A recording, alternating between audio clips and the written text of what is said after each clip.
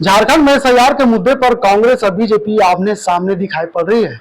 यही वजह है कि आज कांग्रेस के प्रदेश कार्यालय में एक महत्वपूर्ण प्रेस कॉन्फ्रेंस की गई और इस प्रेस कॉन्फ्रेंस में कांग्रेस के प्रदेश अध्यक्ष केशव कमलेश महतो और विधायक दल के नेता प्रदीप यादव शामिल हुए। ऐसे में जिस तरह से एसआईआर झारखंड में किया जा रहा उससे कांग्रेस के नेता काफी नाराज दिखे। उन्होंने कहा कि एसआईआर के सहारे बंगाल में बीजेपी तो सत्ता में आ गई, लेकिन झारखंड में थोड़ा मुश्किल है। इस पूरा प्रेस कॉन्फ्रेंस में क्या कुछ कहते हुए नजर आ रहे कांग्रेस के तमाम नेता, चलिए हम आपको सुनाते हैं। विषय एसआईआर से संबंधित है। आप सबों को अवगत है कि एसआईआर 30 जून से 29 जुलाई तक यहाँ पर चलने वाला है और इसके लिए हम लोग एसआईआर का स्वागत करते हैं, लेकिन जो हमारे योग्य पात्र हैं वह छूटे नहीं और गलत व्यक्ति, अयोग्य व्यक्ति जो है जुटे नहीं। अभी संविधान की धारा अनुच्छेद 324 में चुनाव आयोग को यह स्पष्ट अधिकार और शक्ति दी गई है कि ये मतदाता स्पष्ट रूप से मतदाता सूची को तैयार करना, अपडेट करना और जरूरत पड़ने पर उसका गहन पुनरीक्षण शामिल है। लेकिन जिस तरह से देखा जा रहा है कि वेस्ट बंगाल में काफी तादाद में वोटर डिलीट किए गए। हमारे फरक्का से जो माननीय विधायक चुन के आए हैं महताब शेख जी, उन्हें भी एसआईआर से हटा दिया गया था और सुप्रीम कोर्ट जाकर के ट्रिब्यूनल बेंच से उनको न्याय मिला और तब फिर वे चुनाव में भाग ले सके और विजयी बने। तो इस तरह से अभी हम लोग पूरी तैयारी में हैं। हमारे पॉलिटिकल जो झारखंड के हैं सब कोई BLA 2 बना करके, और हमारे यहाँ करीब 29,000 BLA प्रत्येक पार्टी को बनाना था, जिसमें अभी तक 21,000 के लगभग जो चुनाव आयोग का रिपोर्ट है बन चुका है। और उन 21,000 में हमारे कांग्रेस पार्टी की ओर से 17,000 के लगभग हमारे 17,281 BLA हम लोगों ने बनाया है और मास्टर ट्रेन द्वारा उन लोगों को हम लोगों ने विभिन्न प्रखंडों में जाकर के, विभिन्न जगहों पर जाकर के मास्टर ट्रेन लोग उन लोगों को प्रशिक्षित करने का काम किए हैं। एसआईआर के दरमियान BLO से संपर्क करके, उनसे समन्वय करके जो हमारे योग्य वोटर हैं जिनका मैपिंग नहीं हुआ है, अभी आप सभी जानते होंगे कि मोटा मोटी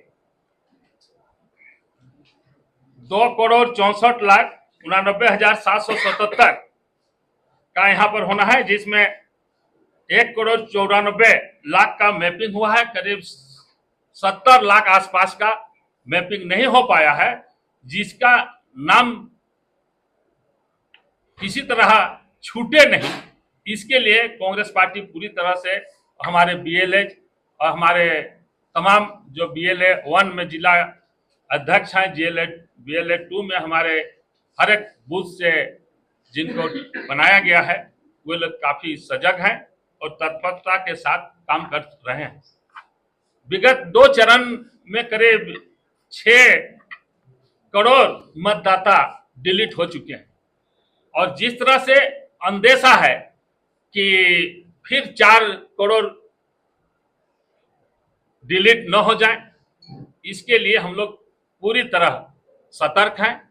और चुनाव आयोग अभी तक पूर्व में जितने भी एसआईआर के द्वारा काम हुआ है वह वोट चोरी का काम नहीं होता था।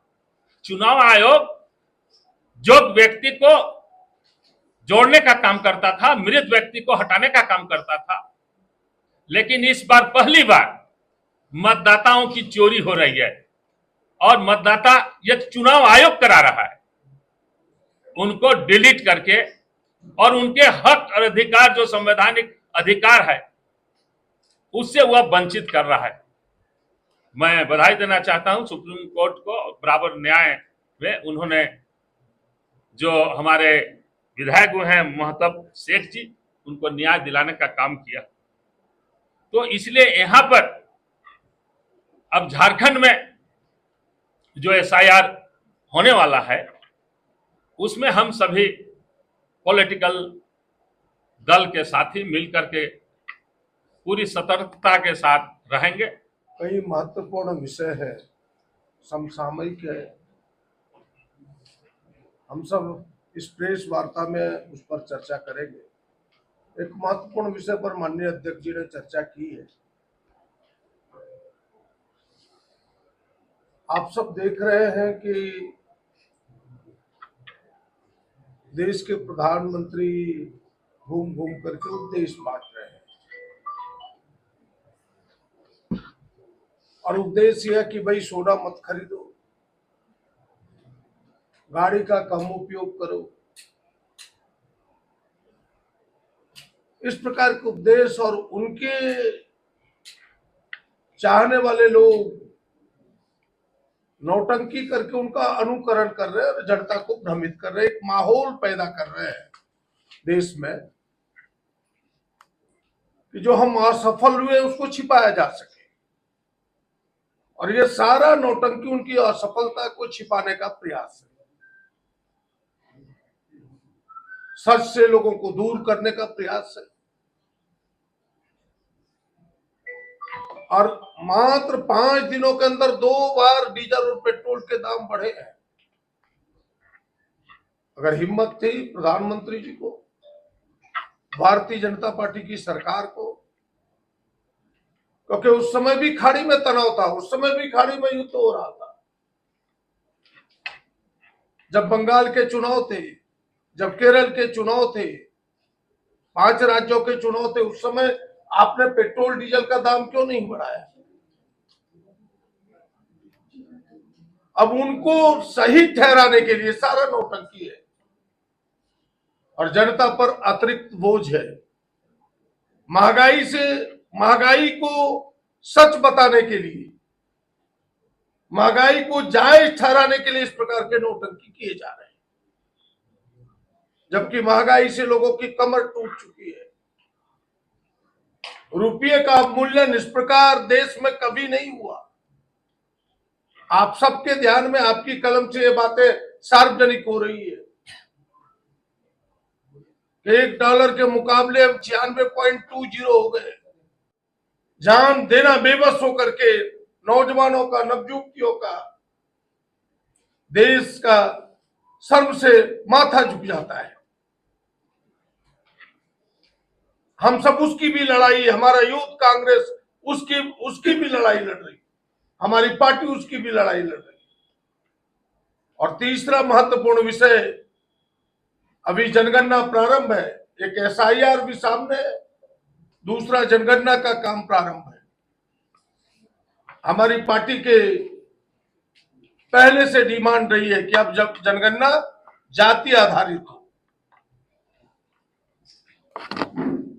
आज 33 बिंदुओं पर सूचनाएं अर्जित की जा रही है, ली जा रही हैं। जब यह विषय उठा लोकसभा में, गृह मंत्री ने कहा कि अभी मकानों की केवल गणना हो रही है, मकानों की कोई जाति नहीं होती। मैं गृह मंत्री को पूछना चाहता हूं कि मकानों की कोई जाति नहीं होती तो 12वें नंबर के कॉलम में आपने यह मकान का मालिक अनुसूचित जाति अनुसूचित जाति और अन्य क्यों लिखा? आपने, जब सभी जातियों की मकानें होती है तो सब जातियों का नाम आना चाहिए उस कॉलम में। यह संकेत है कि जाति जनगणना से वह मुंह मोड़ना चाहता है। हमारे नेता राहुल गांधी जी, खड़गे साहब, हमारी पूरी पार्टी इस विषय के लिए कमर कसी हुई है। इस बार जाति जनगणना कराएंगे। झारखंड की कांग्रेस पार्टी कमर कसी हुई है कि हम सरना धर्म कोड को उसमें दिलाएंगे और इसकी लड़ाई हम सब लड़ेंगे। और मैं फिर से मांग करता हूं अपनी पार्टी की ओर से कि जाति आधारित जनगणना होनी चाहिए। जाति जनगणना केवल काउंटिंग नहीं है, वह समाज का एक्सरे है जो बताएगा कि आजादी के 75 साल बाद भी विकास में किस जाति किस समूह के लोग कितनी दूरी तय किया है, विकास में उनकी भागीदारी कितनी रही है, सरकारी ऑफिसेस में या फिर अन्य कामों में। इससे ध्यान वो भटकाना चाहता है। हम इसकी लड़ाई लड़ रहे हैं। दूसरा, हमने पहले कहा कि कई मुद्दे हैं। नौजवान देश का आक्रोशित है, बेबस है, लाचार होकर खुदकुशी कर रहा है। नीट की परीक्षा में जिस तरह से पेपर लीक हुआ, और ये पहली बार नहीं हुआ, 2024 में भी पेपर लीक हुआ था। उस समय भी जांच बिठा, संसदीय समिति ने रिपोर्ट सौंपी सरकार को, सरकार ने उसे हंसते हुए कूड़ेदान में फेंक दिया, दरकिनार कर दिया, उनके सुझावों को माना नहीं। और आज ऐसे ऐसे लोगों को प्रमुख स्थानों पर बिठाया जा रहा है जो एग्जामिनेशन कंट्रोल करता है, जो यूनिवर्सिटी को कंट्रोल करता है, वीसी प्रोवीसी, योग्यता के आधार पर नहीं, जो आरएसएस के विचारों को मानता हो, जो भारतीय जनता पार्टी का झंडा धोता हो। उनकी योग्यता क्या है, उनसे उनको मतलब नहीं है। और ऐसे लोगों की संलिप्तता सामने आ जा रही है। 2-2 बार घटना हो गई। आज जो संस्था एनटीए, उस संस्था पर प्रश्न चिन्ह हो गया है और शिक्षा मंत्री को की बर्खास्तगी होनी चाहिए, उनकी पीठ थपथपाई जा रही है। जिन लोगों ने जान दी, आप सबको पता है। लाइव लगातार के वीडियो को लाइक करें, सब्सक्राइब करें और बेल आइकन को दबाना न भूलें।